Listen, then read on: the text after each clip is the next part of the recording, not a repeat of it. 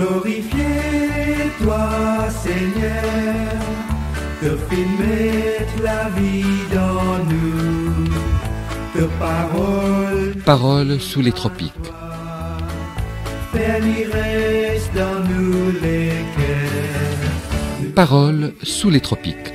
Une émission mensuelle du diocèse anglican de Maurice. Ta parole ne dit mal toi, reste dans nous les cœurs. Paroles sous les tropiques est une émission qui vous est présentée chaque dernier mercredi du mois. Mais quand même, toi appelle-nous, parce qu'il te content nous glorifier, toi Seigneur, te mettre la vie dans nous, ta parole nous dit mal toi, reste dans nous les cœurs. Amis auditeurs, bonsoir et bienvenue à Paroles sur les tropiques. Avec le mercredi des cendres, célébré aujourd'hui dans le monde entier, débute le carême chrétien. Durant ces 40 jours qui nous mènent à Pâques, nous sommes appelés à suivre Jésus sur le chemin de la conversion. C'est un temps privilégié qui nous permet de faire une révision de notre vie à la lumière de la parole de Dieu autour de quelques piliers de la vie chrétienne. Par sa parole, Dieu se fait plus proche de nous. Elle est près de toi, dans ta bouche et dans ton cœur, dit l'Écriture. Sur la route du carême, nous sommes invités à parcourir un chemin de foi. Dans la prière, la lecture de la parole, le partage, le jeûne. Rappelons-nous les paroles du prophète Joël. Maintenant encore, dit l'Éternel, revenez à moi de tout votre cœur, avec des jeûnes, avec des pleurs et des lamentations. Déchirez vos cœurs et non vos vêtements, et revenez à l'Éternel votre Dieu, car il est compatissant et miséricordieux, lent à la colère et riche en bonté. Le temps de carême est un temps privilégié qui nous permet de revenir à Dieu.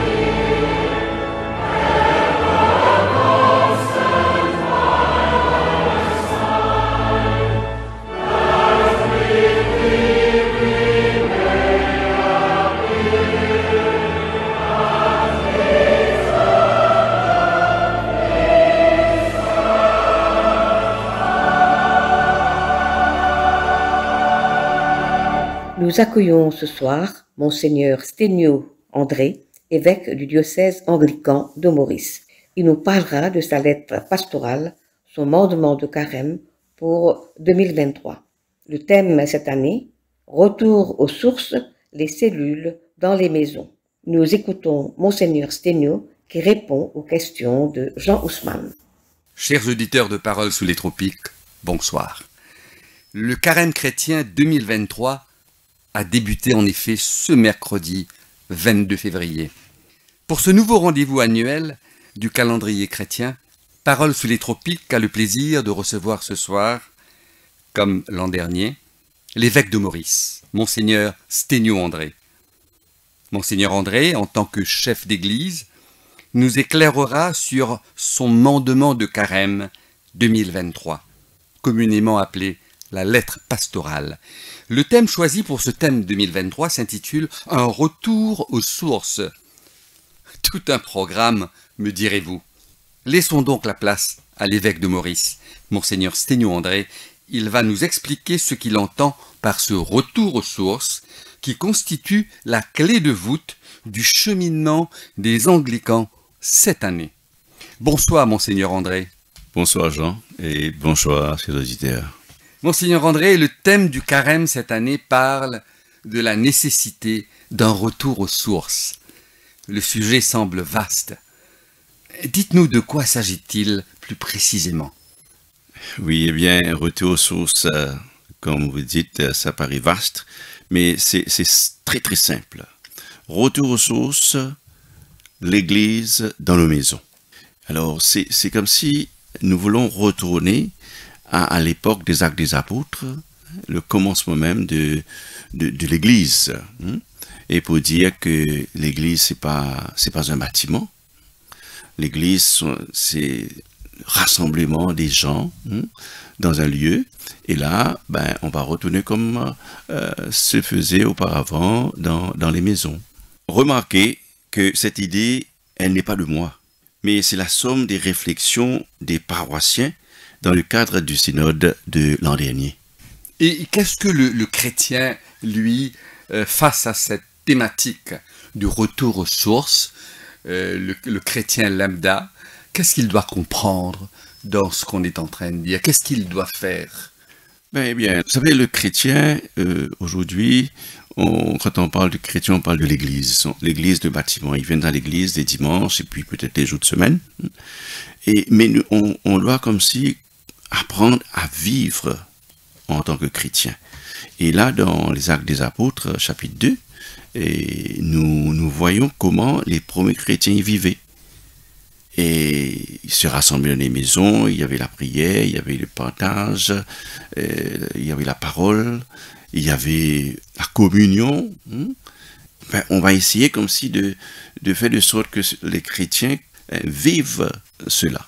Dans ce même élan, dans ce même esprit, Monseigneur, à cet effet, il est aussi beaucoup question, dans votre mandement de carême, de créer des cellules de prière dans nos maisons. Alors, cette pratique de mise en place de cellules n'existe-t-elle pas déjà au sein de la communauté anglicane de Maurice? Oui, c'est vrai, Jean, qu'on a déjà des cellules, on les appelle les cellules dans nos paroisses, dans certaines paroisses. Mais là, ce que nous voulons, à ce que ces cellules soient plus structurées. D'abord, peut-être il faut comprendre c'est quoi une cellule. Une cellule est appelée à grandir et aussi à se multiplier. Alors, le chrétien dans nos paroisses doivent comprendre ça et que les cellules que nous avons aujourd'hui, il y en a, c'est vrai, mais ce sont des cellules stagnantes. Alors, nous voulons que ces cellules puissent se multiplier. Donc, qu'elles soient plus dynamiques plutôt que statiques, comme actuellement. Pourquoi doit-on à tout prix revenir aux sources, plus précisément du point de vue évangélique? Pourquoi revenir à cette pratique-là? Parce que nous constatons que l'Église a perdu son sens et nous n'arrivons pas vraiment à vivre ce que les premiers chrétiens vivaient. Et c'est pour ça que nous sommes dit, on va retourner à la source pour que cet espace-là puisse être des espaces ouverts et non pas seulement pour nos gens de l'Église. Alors, quand on parle de l'évangélisation, c'est vrai que il y a la consolidation des relations entre les chrétiens, mais dans les cellules, il y a plus que ça. Dans les cellules, nous avons cette possibilité d'inviter l'autre. Par contre, dans l'église, on peut inviter, mais la personne y vient dans un cercle fermé, un cercle débaptisé, dans un cercle où les gens prennent la communion, Mais par contre, les cellules, c'est ouvert. Et là, c'est un espace d'évangélisation où on peut inviter les autres. Donc, si je comprends bien, monseigneur, vous êtes en train de dire que, bon, il y a pas mal d'activités pour l'évangélisation et la consolidation des relations entre chrétiens au cours des services réguliers, des services hebdomadaires ou des services autrement mensuels, mais ça ne suffit pas. Oui, c'est pas assez. Parce que, dites-vous bien, à l'église, c'est vrai qu'on enseigne dans une cérémonie, disons, L'étude de la Bible, par exemple. On va prendre d'abord les célébrations dominicales. On a un sermon, mais il n'y a pas de partage. Maintenant, nous avons aussi des groupes de prière. Et bien souvent, ces groupes de prière, comme là, je vais être un petit peu dur, ça devient un petit club entre nous. Nous nous sentons bien dans notre confort. Et par contre, l'idée d'une cellule, si on arrive à comprendre vraiment c'est quoi une cellule est fait pour évangéliser.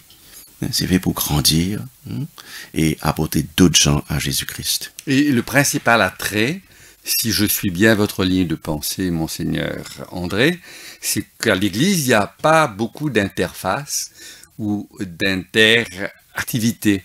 On n'est pas très interactif, donc on écoute, c'est dans un même sens, c'est-à-dire du célébrant à un auditoire. Donc il n'y a pas d'échange, tandis que cette réunion de prière au sein des maisons va porter ce plus d'échange et de plus de proximité. Ah oui, bien sûr. Je vais vous donner un exemple. Et dans la maison, quand vous êtes chez moi, je suis chef de la maison. Et je vais parler, je vais partager, je vais poser des questions parce que je suis chez moi. Je ne vais pas rester la bouche fermée. Par contre, à l'église, entre guillemets, je ne suis pas chez moi. Alors, tout le monde, on reste tranquille, on écoute, on est passif. Mais par contre, il y a comme s'il y a un dynamisme dans les cellules. Très bien. Sur un autre plan, monseigneur, est-ce que cette démarche d'évangélisation et d'enseignement s'adresse aussi aux personnes ne partageant pas la foi chrétienne? Est-ce que eux aussi, ce qu'on appelle entre guillemets des païens, des non-chrétiens, sont invités, peuvent être invités? Ah oui, bien sûr, c'est ce que je viens de dire. C'est un groupe ouvert. On invite les voisins, on invite les amis, parce que cet espace-là, c'est pas purement un espace fermé. C'est pas fermé, et les gens peuvent venir à n'importe qui, et on partage, et on essaye de trouver des réponses à nos questions, à nos soucis, ainsi de suite. Un autre aspect de cette démarche concerne la formation. Alors, qui dit cellule ou groupe de prière, monseigneur, nécessite bien entendu ce qu'on appelle un facilitateur, un chef de groupe, voire un meneur, pour diriger et orienter cette activité chrétienne. Est-ce que nous avons des personnes formées et compétentes pour mener cette opération rondement, pour que ça ne tombe pas un peu dans du répétitif, du déjà vu, et les gens se lassent en fin de compte? Je dirais que dans notre église, dans nos paroisses, il y a ces gens-là. Ces gens, ils sont là. Ils sont là, ne serait-ce qu'il faut leur donner un petit push, les encourager et bien sûr avoir une formation et pour qu'ils puissent gérer, ils puissent diriger ces groupes et aussi comprendre le pourquoi. C'est pas comme si pour rester un petit cercle fermé, comme je disais auparavant, mais pour aussi que les autres puissent grandir, les autres puissent aussi devenir des leaders pour éventuellement avoir d'autres groupes. D'autres cellules. D'autres cellules. Comment va-t-on procéder pour choisir ces chefs ou ces cheftaines d'équipe, monseigneur? Comment on va procéder? Comme je viens de dire, bien sûr, le responsable des paroisses doivent connaître ces personnes qui sont aptes à devenir des leaders. Et puis, on va faire aussi un appel volontaire à ceux qui veulent se lancer dedans, parce que on va donner une formation. Alors ceux et celles qui veulent se lancer dedans, donner du temps à ça, c'est un peu comme ça qu'on va procéder. Si l'Église s'engage dans ce chemin-là, Monseigneur, c'est pour que ce soit dans la durée, ça se perpétue et que ces cellules, comme vous dites, se démultiplient, donc afin que cette famille, au fur et à mesure, s'agrandisse avec de nouveaux leaders, avec d'autres adhérents. Alors, dans cette même ligne-là, je demande s'il y aura des accompagnateurs pendant tout le temps, mois après mois, année après année, à viser, expérimenter, pour encadrer de temps en temps les animateurs de ces cellules, pour qu'elles fonctionnent dans la durée, comme le souhaite l'Église. Oui, bien sûr que les responsables des paroisses, eux, ils vont être les accompagnateurs. Ce ne sont pas, disons, les révérends, les prêtres, et ils vont être là comme si pour accompagner. Mais ce que nous voulions, c'est que les laïcs même puissent prendre toutes les responsabilités. Et ce que aussi nous avons institué là, ce sont des groupes de follow-up. Et c'est peut-être un de nos problèmes, c'est que nous commençons beaucoup de choses et nous commençons bien, mais on n'a pas de follow-up. Alors ces cellules-là vont être appelées périodiquement à se rencontrer, à avoir un débrief, et là où ça cloche, comment régler ces problèmes, ou là ça marche, comment s'améliorer. Le suivi est très important, Yeah. Tout à fait. Monseigneur, pouvez-vous nous indiquer maintenant, d'un point de vue pratique, quand débutera ce nouveau projet évangélique? Le projet, je dirais que ce projet de l'Église est déjà en place, mais là nous sommes en train comme si de redynamiser. Voilà, relance. On va relancer pendant la période du carême. On aura des enseignements par rapport à les relations dans les cellules, et la puissance du royaume, comme si dans les cellules, l'éducation, et l'unité, l'amour, tout ça, on va voir ça pendant le carême. Mais juste après le carême, on aura une équipe diocèse de Saba qui va venir nous aider dans la formation. D'où ils viennent, où se trouve le diocèse de Saba? En Malaisie. Alors, ils viennent, et après ce temps de formation, nous aurons d'autres formations au niveau local.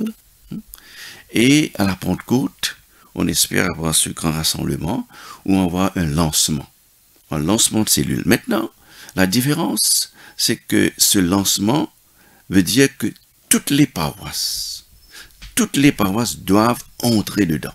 C'est pas comme si moi je veux pas ça, moi, non. Toutes les paroisses vont entrer en cellule à partir de la fête de la Pentecôte. Donc c'est une démarche de l'Église anglicane, de la communauté anglicane dans son ensemble. Voilà. Très bien. Dites-moi, Monseigneur, nous sommes arrivés presque à la fin de notre entretien. Vous avez certainement un mot pour le carême 2023, pour ceux qui nous écoutent ce soir. Le carême, chaque année, je dirais que c'est un temps que nous devons prendre au sérieux. C'est un temps de retour au Seigneur. C'est un temps qui nous est donné pour avoir, je dirais, une révision de notre vie personnelle et aussi notre vie par rapport aux autres. Et pour nos anglicans, moi je demanderai à nos fidèles de prendre au sérieux ces enseignements pendant ce temps du carême, parce que retourner à la source, avoir l'église comme si qui va venir dans nos maisons, qui va venir vers nous, c'est ça, je pense, qui va dynamiser cette église et donner l'église son vrai sens.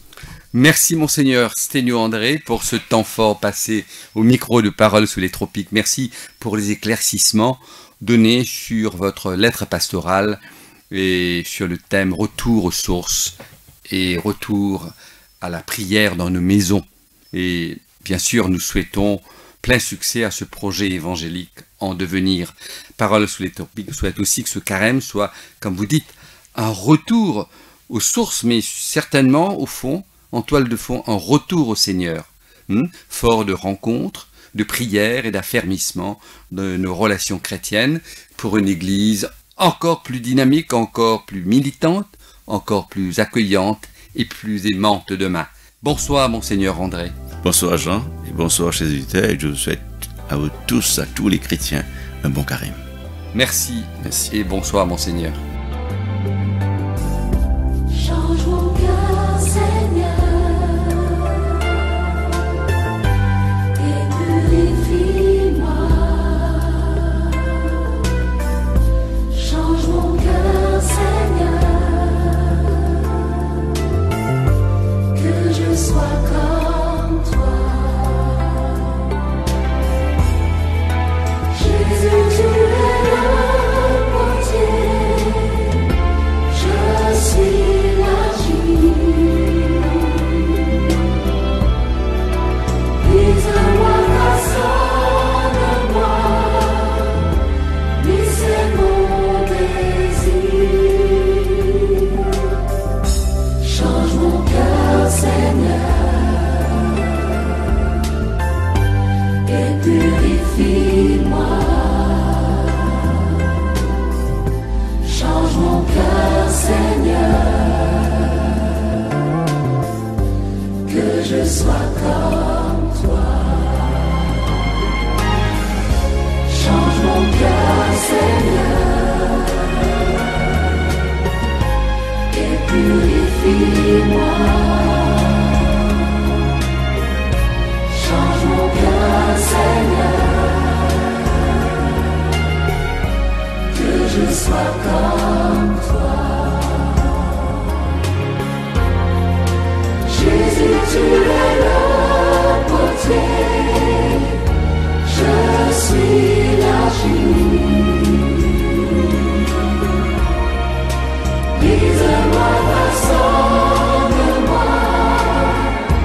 oui, c'est mon désir. Change mon cœur, Seigneur, et purifie-moi. Change mon cœur, Seigneur,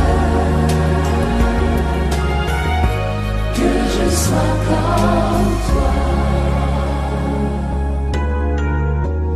Que je sois comme toi.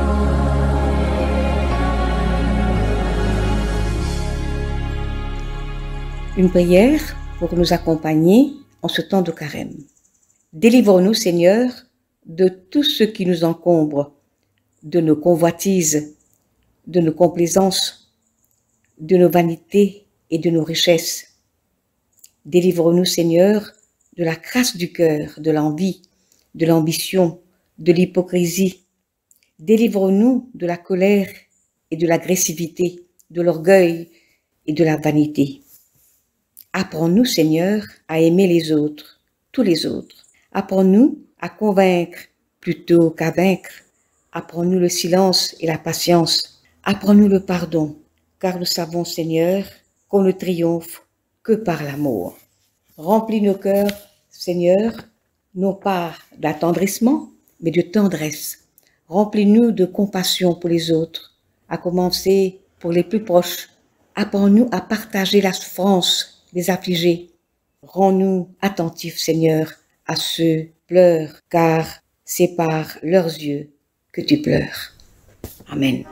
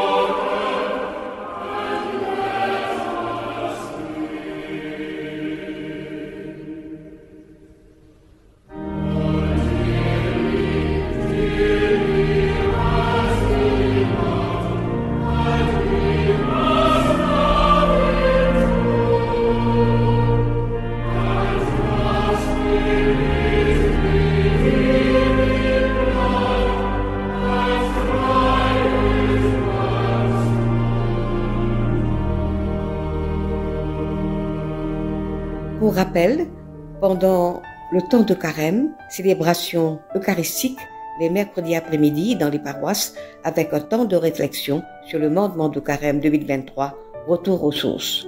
La retraite résidentielle du clergé aura lieu cette année du 15 au 17 mars prochain au séminaire interdiocésain à Balfour-Beaubassin. Que ce temps de carême qui débute aujourd'hui nous permet de revenir à Dieu, que le Seigneur ouvre notre cœur à l'amour, à la miséricorde et que notre relation avec lui soit fidèle. Chers amis, c'est ici que nous allons prendre congé de vous. Nous vous remercions de votre attention. Merci à Alain Juste pour sa précieuse collaboration technique. Nous serons de nouveau sur les ondes le dernier mercredi du mois de mars. En attendant, nous vous disons au revoir et bon carême. Great is thy faith.